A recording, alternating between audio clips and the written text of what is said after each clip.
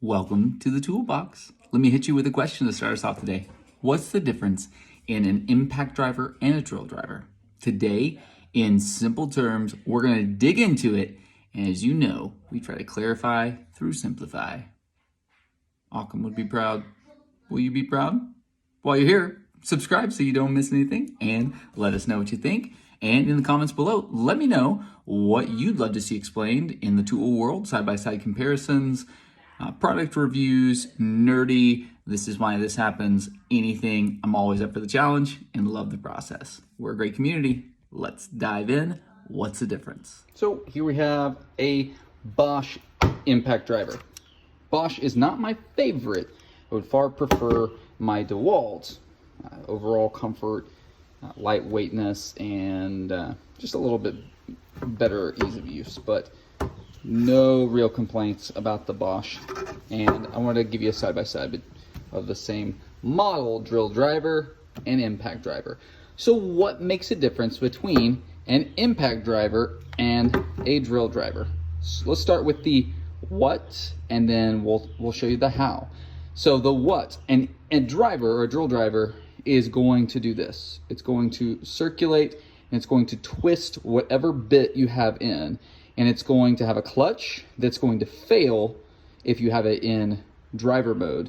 It's going to fail at some level of resistance. So here on this collet, on this one we can change the mode from drill to drive, and then you can change the resistance. One being the lightest resistance before that clutch slips, and then 20 or 18 or whatever the high side is your most resistance. So when we do this, we set how much resistance it's under when it slips, when that clutch slips.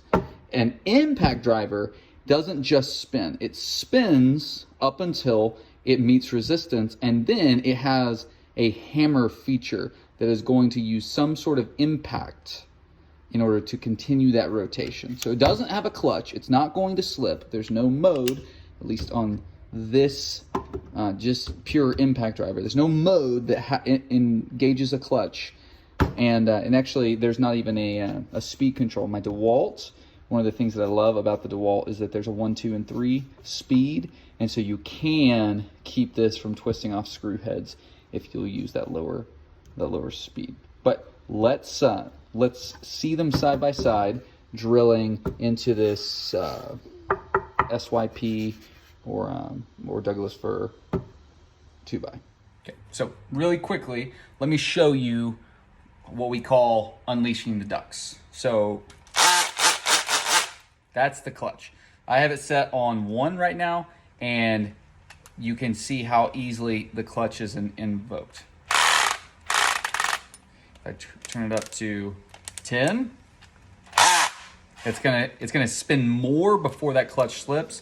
If I turn it up to 20, it's actually turning my hand before it slips.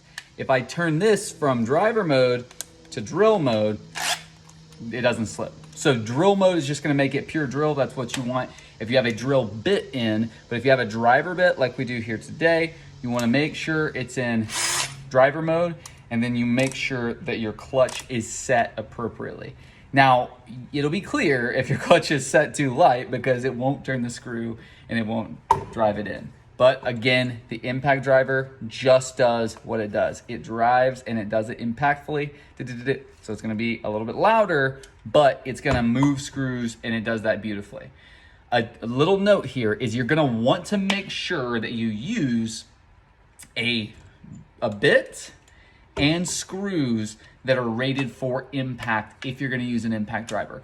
And a lot of the Milwaukee and even Makita like slim pack batteries that are coming out, or slim pack tools that use this little 12 volt like thin tools and slide up in the handle. They're nice and light and compact, but a lot of times you can't tell a significant difference between the impact drivers and the drill drivers. And I've seen a number of people twist off or spin out and strip out cabinet hinge screws, which are a bear to counteract if you do strip those out. So know that, you know, if you're messing with an impact driver, know that if a screw is not impact rated, or if they're cheap stainless steel screws, thank you China, Well, thank you, American public, for not being more discerning and demanding with your products, and therefore allowing cheap metal screws to exist. Sometimes they'll even strip out using a drill driver at an appropriate strength, but always, if it's not an impact rated or impact compatible screw, it'll tend to strip out. And if it's not an impact rated bit, then it will often torque, twist, and break your bits. These DeWalt bits that I'm using today are all impact rated, so they're good to go. Now let's get in. All right, let's start with the drill driver, and I've got the clutch set super low so we can see it slip, but no resistance here, so it's not going to slip even on the low speed, but it's not going to drive it very deep. Even though this is a very soft wood, the clutch will make it slip very early. So if I crank the clutch up to 10, it'll drive it a little deeper.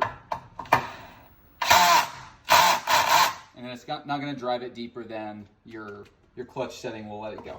So if I use the impact driver, and again, remember, when it hits resistance, it will use that rotational impact force to force the screw to rotate. So here we go. A lot louder, but that is the sound of that impact force activating. And then watch what it does to the drill head. So if you keep going, it's just going to keep drilling through. So we're through the bottom of the wood, even with these short screws. So the reason I love impact drivers is a lot of times, especially with longer screws, the longer the screw and especially harder the wood, you're going to, every quarter inch that the screw is further into the wood, you're going to have more resistance. So on a 10, woo.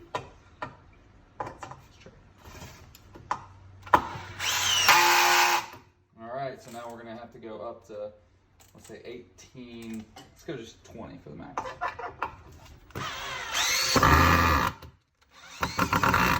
Okay, so it worked, but let me show you, let me back this out and get it at a better angle. Okay, let me show you how much faster and easier the impact driver drives. So make sure your bit's got a good bite.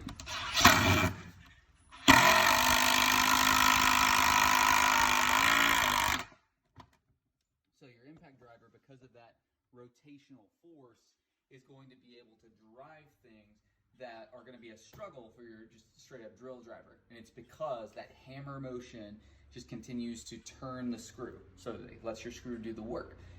It's also a lot louder, and it's also a lot more torque and a lot more stress. So again, you want to use bits that are impact rated, and you want to be mindful that cheap stainless steel screws are not going to stand up to that, and cabinet screws are almost never impact rated. So don't use an impact driver. It's going to strip out the heads of those screws. Thanks for checking this out. I hope this has been a good base level dive into the difference between a drill driver and an impact driver. Tool wisely.